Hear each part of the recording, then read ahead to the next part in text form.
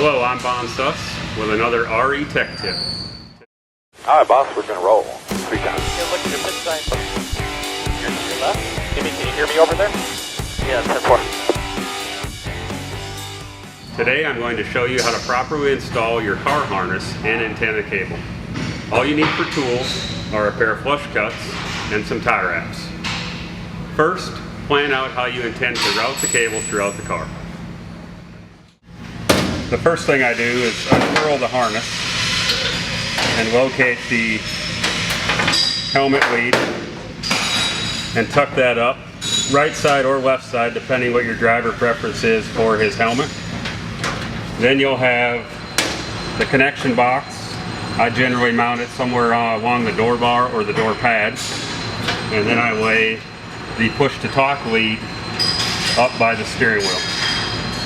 This gets everything kind of in its proper length for securely mounting the harness. So we've laid the harness out in the car, and we're going to start with the helmet lead.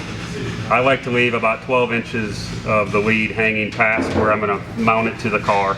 And I've got these nice seat brackets that I'll tie wrap the back of the harness to. And then I'll come down inside the door. I want to make sure that I'm always inside the door bars. No sense in ruining the harness if there's some sort of wreck or on-track altercation. And then I generally attach the control box with a little plastic tie that you can get at any fastener store that I'll attach the control box to. One tie wrap. Other folks can use a roll bar and a tie wrap around the roll bar in that fashion for the control box. Then as you move forward, you have your radio lead. That's just going to hang here to go in your radio box. You're going to continue along your door bars. Again, if you have no door plating, you can attach it around with a tie wrap, or you can use a simple plastic clip that I use that I got at the local Fastenal store.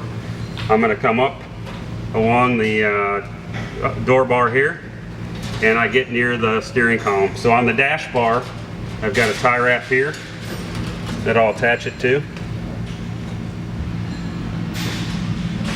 like so. And then when I get to the steering wheel, I need to make sure again that I leave just enough for the push to talk. The push to talk has a longer cord, so it doesn't need to be real long, but you want to make it so when the crew guy leans in to connect the radio or the driver, that there's enough flexibility there.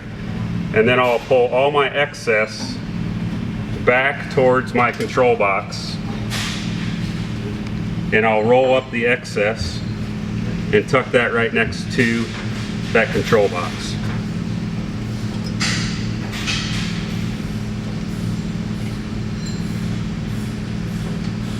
And I do the same with the lead for the helmet cord.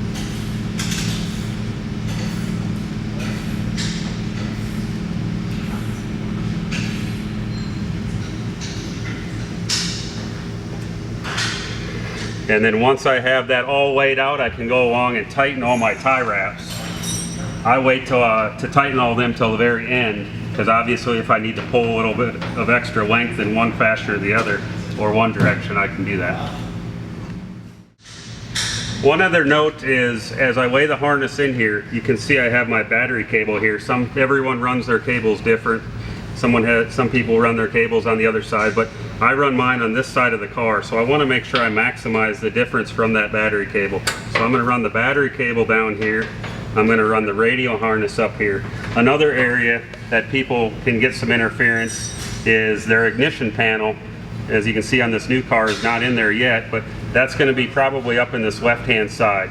So we want to run the radio harness on the front edge, or the driver's edge of this tube here. And I'll take all them plastic clips and I'll stand that off there, getting it away, as far away as I can from all your ignition wiring harness. So next I'm going to show you how to install your roof antenna or rear window antenna, whatever you prefer.